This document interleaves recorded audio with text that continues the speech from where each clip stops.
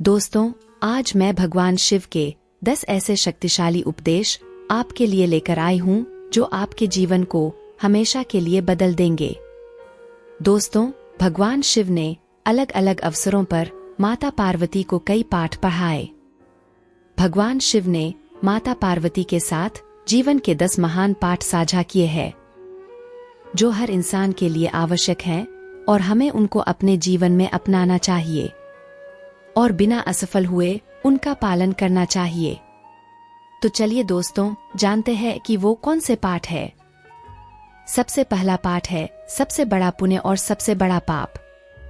एक बार जब माता पार्वती ने भगवान शिव से सबसे बड़ा पुण्य और पाप के बारे में पूछा, तो भगवान शिव ने संस्कृत के एक श्लोक के साथ उत्तर दिया, नास्ति सत्यत परो नानुर्तात पाटन परम, अर्थात मनुष्य का सबसे बड़ा गुण आदरणीय और सदा सच्चा रहना है, जबकि सबसे बड़ा पाप बेईमानी करना या ऐसे कृत्य का समर्थन करना है।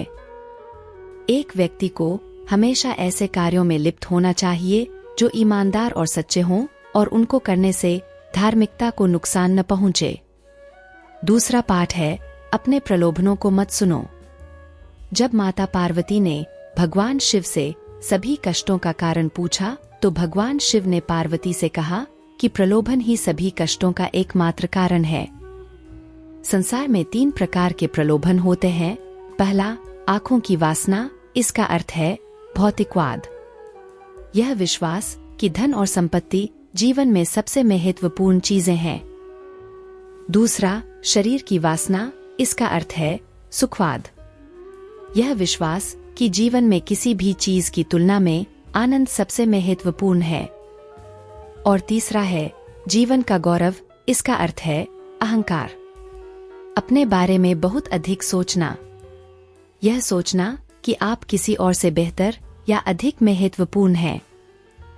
मनुष्य को एक के बाद एक चीजों के लिए दौड़ने के बजाय कर्म और शरीर के बंधन से मुक्ति पाने के लिए ध्यान और तपस्या का अभ्यास करना चाहिए। तीसरा पाठ है शक्ति ही सफलता में बाधक है। जब माता पार्वती ने भगवान शिव से पूछा कि हे प्रभु, कृपा करके मुझे ये बताइए कि मनुष्य अपने कार्यों में असफल क्यों होता है, तो भगवान शिव ने बताया कि हे पार्वती, आसक्ति ही सभी समस्याओं का मूल कारण है। आसक्ति और प्रेम ठहराव की ओर ले जाते हैं और सफलता में बाधा डालते हैं। जब आप दुनिया के सभी मोह और प्रलोभनों से मुक्त हो जाते हैं, तो ऐसा कुछ भी नहीं है जो आपको जीवन में सफलता प्राप्त करने से रोक सके। अलग होने का एकमात्र तरीका है कि आप अपने मन को प्रशिक्षित करें और इस मानव रूप की अस्थायित्व को समझें। चौथा पाठ है अपने कार्यों को बुद्धिमानी से चुनें। शिव जी ने पार्वती जी से कहा कि लोगों को कभी भी किसी भी प्रकार की कार्रवाई में लिप्त या संबद्ध नहीं होना चाहिए जिसमें शब्दों, कार्यों और विचारों या मन के माध्यम से पाप शामिल हो। मनुष्य जो कुछ भी काटता है वह उसी का फल है जिसे उसने खुद बोया है। उसका भाग्य उसके कार्यों का परिणाम है। इसलिए एक व्यक्ति को इस बात का बहुत ध्यान रखना चाहिए कि वे अपने जीवन और कार्यों को कैसे चुनते हैं। पांचवा पाठ है अवांछित इच्छाएं मनुष्य को आत्मविनाशकारी बना सकती हैं। जब माता पार्वती ने भगवान शिव से पूछा कि मनुष्य को आत्मविनाशकारी क्या बनाता है, तो भगवान शिव सबसे महत्वपूर्ण शिक्षा देते हैं कि जीवन में कभी भी किसी भी चीज के प्रति आसक्त नहीं होना चाहिए। ज्यादा इच्छा न करें, क्योंकि इच्छाएं जुनून की ओर ले जाती हैं और जुनून अंततः आत्मविनाश का कारण बन सकता है। अवांछित इच्छाएं मनुष्य को आत्मविनाशकारी बना सकती हैं। छठवां पाठ है समस्या के प्रति आपका दृष्टिकोण मायने रखता है। जब माता पार्वती ने भगवान शिव से पूछा कि जीवन में किसी भी समस्या का समाधान कैसे किया जा सकता है, तो भगवान शिव ने कहा कि समस्या से परे देखना चाहिए। समस्या कोई समस्या नहीं है, लेकिन समस्या के प्रति किसी के दृष्टिकोण से फर्क पड़ सकता है। हमें अपने दिमाग को समस्या के समाधान के बारे में सोचने के लिए पर्याप्त समय देना चाहिए और सभी पहलुओं से स्थिति को समझना चाहिए। इसलिए शांत रहें और समझ से समस्याओं को दूर करें। 7वां पाठ है, अहंकार बुद्धि को नष्ट कर देता है। जब माता पार्वती ने भगवान शिव से पूछा कि भगवान वह क्या है जो मानव बुद्धि को नष्ट कर देता है, तो भगवान शिव ने बताया कि अहंकार मानव बुद्धि को नष्ट कर देता है। बहुत अधिक अहंकार आपको जिद्दी बनाता है, और जब आप जिद्दी होते हैं तो आप दूसरे लोगों की नहीं सुनते हैं या उनकी सलाह लें, वे लोग जो आपसे बेहतर जानते हैं और शायद अधिक अनुभवी हैं। आपका अहंकार संभावित रूप से आपकी सफलता में बाधा बन सकता है, और यदि आप किसी भी प्रकार के मार्गदर्शन को अस्वीकार करते रहते हैं तो आप खो सकते हैं। भगवान शिव हमें अहंकार के बिना जीवन जीने का उपदेश देते हैं, क्योंकि अहंकार कहीं नहीं जाता है, लेकिन यह आपको स्वयं से दूर ले जाता है। 8वां पाठ है, भौतिकवादी सुख अधिक समय तक नहीं रहता है।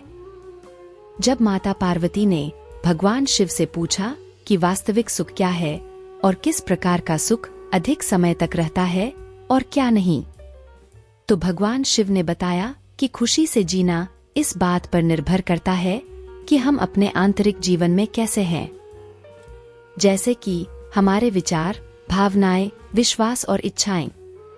आध्यात्मिक आयाम होने का अर्थ है आंतरिक शांति की अनुभूति, मन की शांति और हृदय में शांति दोनों। भगवान शिव ने कहा कि भौतिक सुख अल्पकालिक है। यदि आप भौतिकवादी नहीं हैं, तो आप जीवन में कुछ भी नहीं खो रहे हैं। भगवान शिव के शरीर पर लगी राख इस बात का प्रतीक है कि जीवन में कुछ भी स्थायी नहीं है। 9वां पाठ जो भगवान शिव ने दिया वो ये है कि एकाग्र मन के लिए ध्यान का अभ्यास करें। जब माता पार्वती ने भगवान शिव से पूछा कि एक केंद्रित मन कैसे हो सकता है, तो भगवान शिव ने कहा कि व्यक्ति को ध्यान का अभ्यास करना चाहिए। बहुमुखी स्थितियों से निपटने के दौरान एक ध्यानपूर्ण दृष्टिकोण के साथ वह उन्हें शांत दिमाग से संभालने में सक्षम होगा और विषय के बारे में बेहतर स्पष्टता होगी। 10वां और सबसे महत्वपूर्ण पाठ कि समय दुनिया की सबसे कीमती चीज है। भगवान शिव को महाकालेश्वर के नाम से भी जाना जाता है, समय के महान देवता। जब माता पार्वती ने भगवान शिव से पूछा कि ही नाथ, दुनिया की सबसे कीमती चीज क्या है, तो भगवान शिव ने बताया कि समय ही है दुनिया की सबसे कीमती चीज। इसलिए किसी को भी यह कीमती चीज देने से पहले बहुत सावधान, चयनात्मक और दृढ़ निश्चयी होना चाहिए, क्योंकि एक बार जो समय बीत गया वो वापस कभी नहीं आता। दोस्तों, मुझे उम्मीद है कि यह कहानी आप सभी को अच्छी लगी होगी और आपको इस कहानी से कुछ सीखने को मिला होगा। ऐसी ही और स्टोरी के लिए प्लीज आप वीडियो को लाइक करके चैनल को सब्सक्राइब कर ले। मैं हर दिन ऐसी स्टोरी लाती रहती हूँ।